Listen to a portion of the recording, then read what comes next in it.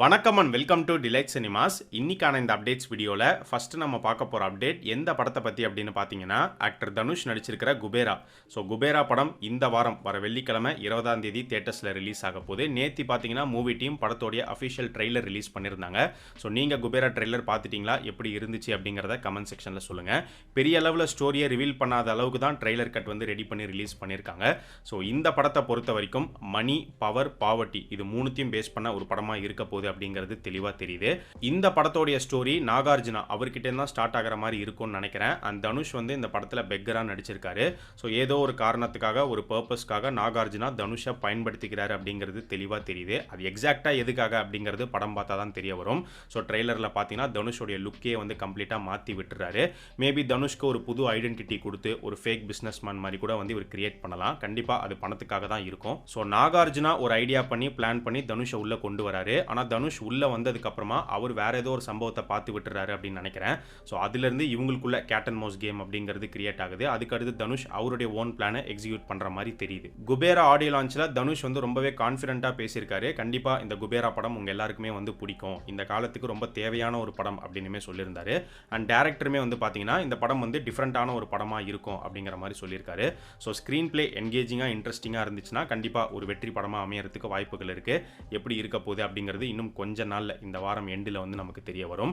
So குபேராவுடைய total run time அப்படின்னு பார்க்கும்போது ஆரம்பத்தில் இவங்க சென்சாருக்கு வந்து அப்ளை பண்ணும்போது பார்த்தீங்கன்னா 3 hours 15 minutes தான் டோட்டல் டியூரேஷனாக இருந்திருக்கு. அதுக்கப்புறம் இப்போ மறுபடியும் ரீசென்சாருக்கு அனுப்பியிருக்காங்க. 14 minutes வந்து ட்ரிம் பண்ணப்பட்டு 3 hours 1 minute இதுதான் வந்து இந்த குபேராவுடைய ஃபைனல் டியூரேஷன் அப்படின்னு சொல்லப்படுது.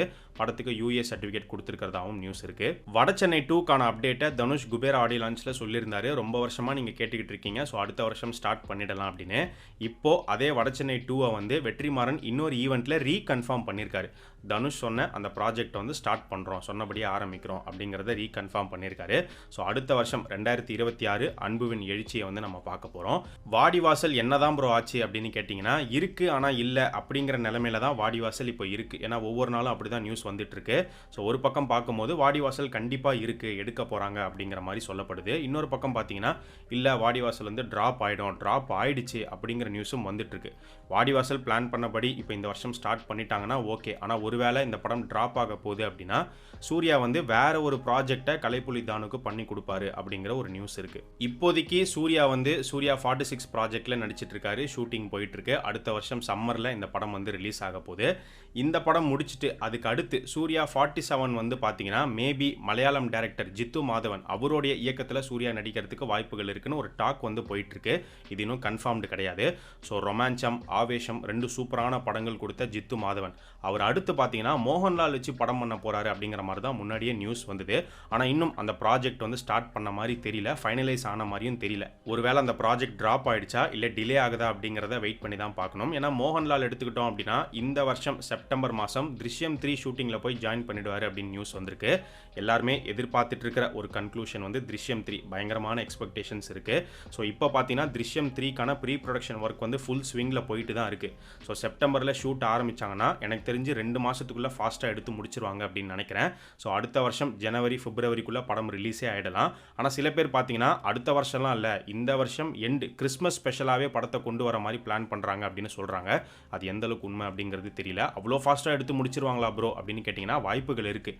ஏன்னா திருஷ்யம் 2வே கோவிட் டைமில் ரொம்ப ஸ்பீடாக எடுத்து முடித்த ஒரு படம் தான். ஸோ அந்த வகையில் ஜித்து மாதவன் சூர்யா காம்போ கன்ஃபார்ம் ஆச்சுன்னா செமையாக தான் இருக்கும். ஏன்னா ஜித்து மாதவனுடைய ரொமான்சமாக இருக்கட்டும், ஆவேசமாக இருக்கட்டும், 2 படங்களுமே சூர்யா அவருடைய ரெஃபரன்ஸ் அப்படிங்கிறது இருக்கும். ஸோ அதனால் சூர்யா வச்சே அவர் ஒரு படம் பண்ணார்னா கண்டிப்பாக செமையான ஒரு படமாக வந்து ப்ரெசென்ட் பண்ணுவார் அப்படின்னு தோணுது. என்ன நடக்க போகுதுங்கிறத வெயிட் பண்ணி பார்ப்போம். போன வருஷம் ரொம்ப சின்ன பட்ஜெட்டில் எடுக்கப்பட்டு ஒரு மிகப்பெரிய வெற்றி படமாக அமைஞ்ச படம் பிரேமலு. ஸோ பிரேமலுவோடைய பார்ட் 2 இந்த வருஷம் ரிலீஸ் ஆகும் அப்படின்னு முன்னாடியே சக்ஸஸ் மீட்லேயே அஃபிஷியலாக அனௌன்ஸ்மெண்ட் பண்ணியிருந்தாங்க. ஆனால் இப்போது பிரேமலுவோடைய ப்ரொடக்ஷன் சைட்லேருந்தே வந்திருக்கிற நியூஸ் என்ன அப்படின்னு பார்த்தீங்கன்னா பிரேமலு 2 கண்டிப்பாக இந்த வருஷம் வராது, அது வந்து டிலே ஆயிருக்கு, தள்ளி போயிருக்கு அப்படிங்கிறத அவங்களே வந்து சொல்லிட்டாங்க. அதுக்கான காரணம் உள்ளுக்குள்ளேயே வந்து கிரியேட்டிவ் டிஃப்ரென்ஸ் இருக்கிறதுனால இப்போதைக்கு அந்த படத்தை ஸ்டார்ட் பண்ண போகிறது இல்லை அப்படிங்கிறத சொல்லிட்டாங்க. ஆனால் இன்னொரு பக்கம் பார்த்தீங்கன்னா டிலேலாம் இல்லை, அந்த படம் வந்து ட்ராப்டு தான், வரவே வராது அப்படிங்கிற ஒரு நியூஸும் இருக்குது. சரி, அதுக்கு பதிலாக என்ன பண்ண போகிறாங்க அப்படின்னு பார்க்கும்போது அதே ப்ரொடக்ஷன் கம்பெனி, அதே டேரக்டர் இப்போ நிவின் பாலி வச்சு அடுத்து இன்னொரு படம் பண்ண போறாரு. அதுல மமிதா பைஜு ஹீரோயினா நடிக்க போறாங்க அப்படிங்கிற ஒரு நியூஸ் இருக்கு. சூப்பர் ஸ்டார் ரஜினிகாந்த் நடிச்சிருக்கிற கூலி படம் எடுத்துக்கிட்டோம் அப்படின்னா ஜூன் எண்டுக்குள்ள ஃபர்ஸ்ட் சிங்கிள் ரிலீஸ் ஆயிடும்னு முன்னாடியே நம்ம சொல்லியிருந்தோம். ஜூன் எண்டு வரைக்கும்லாம் இல்ல, இந்த வாரத்துக்குள்ளேயே வரப்போகுது அப்படிங்கிற மாதிரி இப்போ லேட்டஸ்டா நியூஸ் வந்திருக்கு. ஸோ சிக்கு டு வைப் அந்த சாங் தான் வந்து ரிலீஸ் பண்ண போறாங்களாம்.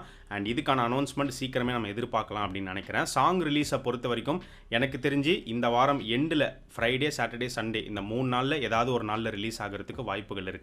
இதுக்கான ப்ரொமோ ஷூட் எல்லாமே முடிஞ்சிருச்சு அப்படிங்கிற நியூஸும் இருக்குது. கண்டிப்பாக சன் பிக்சர்ஸ் இந்த கூலி படத்தை பயங்கரமாக பிஸ்னஸ் பண்ண போகிறாங்க. ஸோ அந்த வகையில் இப்போ வந்திருக்கிற நியூஸ் என்ன அப்படின்னு பார்த்தீங்கன்னா, இந்த படத்தோடைய ஓவர்சீஸ் ரைட்ஸை வந்து ஒரு பெரிய தொகைக்கு செல் பண்ணுறதுக்கு பிளான் பண்ணிட்டு இருக்காங்க. அதுக்கான டிஸ்கஷன்ஸ் போயிட்டு இருக்கிறதா சொல்லப்படுது. எவ்வளோ தொகைக்கு யார் வாங்க போகிறா அப்படிங்கிறது சீக்கிரமாகவே நமக்கு தெரிய வரும். அண்ட் இந்த கூலி படத்தில் அமீர் கான் கேமியோ அப்பியரன்ஸ் வராரு அப்படிங்கிறது நம்ம ஏற்கனவே சொல்லியாச்சு, உங்க எல்லாருக்குமே தெரியும். அமீர் கான் படத்தோட எண்டில் வரதா அவரே வந்து சொல்லிட்டாரு. ஸோ அவர் எத்தனை நிமிஷம் இந்த படத்தில் வராரு அப்படின்னு பார்க்கும்போது ஒரு 6 to 8 மினிட்ஸ் கிட்ட அவர் இந்த படத்தோடைய எண்டில் அப்பியர் ஆகிறாரு அப்படிங்கிற மாதிரி சொல்லப்படுது. எஸ்டிஆருடைய அடுத்த படமான எஸ்டிஆர் 49, நீங்க நினைக்கிற எஸ்டிஆர் 49 கிடையாது. டான் பிக்சர்ஸ் ராம்குமார் அந்த காம்பினேஷன் இல்லை. ஏன்னா இப்போ எஸ்டிஆர் 49 வந்து வெற்றிமாறன் இயக்கத்தில் எஸ்டிஆர் நடிக்கிற படம் தான் எஸ்டிஆர் 49 இப்போ பார்க்கப்படுது. இந்த படத்துக்கான ஷூட் வந்து ஸ்டார்ட் பண்ணிட்டாங்களா, இல்லை இது ஒரு டெஸ்ட் ஷூட் மாதிரி ஏதாவது பண்ணிட்டு இருக்காங்களா, என்ன கதைன்னு தெரியல. ஏன் ப்ரோ அப்படின்னு கேட்டிங்கன்னா, ஒரு ஸ்டில் ஒன்று ஷூட்டிங் ஸ்பாட் ஸ்டில் லீக் ஆயிருக்கு. அந்த ஸ்டில்லில் பார்த்தீங்கன்னா வெற்றிமாறன் இருக்காரு, டைரக்டர் நெல்சனும் வந்து ஷூட்டிங் ஸ்பாட்டில் இருக்காரு. சிம்பு வந்து ஒரு ரக்கட் லுக்கில் லுங்கி கட்டிட்டு இருக்காரு, ஹேர் கட் பண்ணியிருக்காரு. ஸோ படத்துக்கான வேலை போயிட்டு இருக்கு. ஆனால் ஃபுல் ஃப்ளெஜ்டாக ஷூட் ஆரம்பிச்சிருக்காங்களா, இல்லை ஒரு லுக் டெஸ்ட் மாதிரி ஏதாவது பண்ணிட்டு இருக்காங்களா அப்படிங்கிறது மட்டும் தெரியல. சீக்கிரம் தெரிய வரும். தளபதி விஜயோடைய ஜனநாயகன் படம் எடுத்துக்கிட்டோம் அப்படின்னா, இந்த படத்தில் விஜய் அவருடைய போர்ஷன்ஸை முன்னாடியே கம்ப்ளீட் பண்ணி முடிச்சிட்டாரு. அண்ட் இப்போ பார்த்தீங்கன்னா இந்த படத்தோடைய ஹீரோயினான பூஜா ஹெக்டே அவங்களுடைய போர்ஷன்ஸ் கம்ப்ளீட் ஆயிருக்கு அப்படிங்கிறத அவங்களே அவங்களுடைய இன்ஸ்டாகிராம் ஸ்டோரியில் அஃபிஷியலாக வந்து இப்போ கன்ஃபார்ம் பண்ணியிருக்காங்க. அண்ட் சீக்கிரமே என்டையர் ஷூட்டிங்கும் பார்த்தீங்கன்னா முடிய போகுது. அண்ட் இந்த ஜனநாயகன் படத்தை பற்றி இப்போ பேஸ்லெஸ்ஸான ஒரு ரூமர் ஒன்று ஸ்ப்ரெட் ஆகிட்டு இருக்கு. என்ன அப்படின்னு பார்க்கும்போது, இந்த படத்தில் தனுஷ் வந்து ஒரு கேமியோ அப்பியரன்ஸ் கொடுக்க போறாரு அப்படிங்கிற மாதிரிலாம் சொல்லிட்டு இருக்காங்க. அதெல்லாம் கம்ப்ளீட்டாக ரூமர் தான். தனுஷ்க்கும் ஜனநாயகனுக்கும் சம்பந்தமே கிடையாது. பூஜா ஹெக்டே இப்போ இன்னொரு பக்கம் நடிச்சுக்கிட்டு இருக்கிற ஒரு பயங்கரமான படம் எது அப்படின்னு பார்த்தீங்கன்னா காஞ்சனா 4. ஸோ முனி ஃப்ரான்ச்சைஸ்குள்ளே அவங்க முன்னாடியே வந்துட்டாங்க. ஸோ படத்துக்கான ஷூட்டிங் எப்பயோ ஸ்டார்ட் பண்ணிட்டாங்க. கிட்டத்தட்ட 40% ஆஃப் த ஷூட்டிங் வந்து கம்ப்ளீட் பண்ணி முடிச்சிருக்காங்க. ஒரு 2 months பிரேக் அப்புறமா இப்போ ராகவா லாரன்ஸ் வந்து பார்த்தீங்கன்னா காஞ்சனா 4 ஷூட்டிங்கில் ஜாயின் பண்ணியிருக்காரு. இப்போ மும்பை ஷெட்யூல் வந்து ஸ்டார்ட் ஆகி போயிட்டு இருக்கு. அண்ட் இந்த படத்தில் பூஜா ஹெக்டேவுடைய கேரக்டரை பொறுத்த வரைக்கும் அவங்க டெஃபண்டமாக நடிக்கிறாங்க அப்படிங்கிற ஒரு நியூஸ் இருக்கு. ஸோ இது எல்லாமே தான் இன்னைக்கான அப்டேட்ஸ். இதே மாதிரி நிறைய இன்ட்ரெஸ்டிங்கான அப்டேட்ஸை அடுத்த அப்டேட் வீடியோவில் நம்ம பார்க்கலாம். நம்ம சேனலுக்கு நீங்கள் புதுசாக இருந்தீங்கன்னா சேனலை சப்ஸ்கிரைப் பண்ணி சப்போர்ட் பண்ணுங்கள். அண்ட் நம்ம டிலைட் சினிமாஸ் சேனலோடைய சோஷியல் மீடியா பேஜஸ்க்கான லிங்க் வந்து பார்த்தீங்கன்னா டிஸ்கிரிப்ஷனில் கீழே கொடுத்துருக்கோம். இன்னும் ஃபாலோ பண்ணாதவங்க மிஸ் பண்ணாமல் போய் ஃபாலோ பண்ணுங்கள்.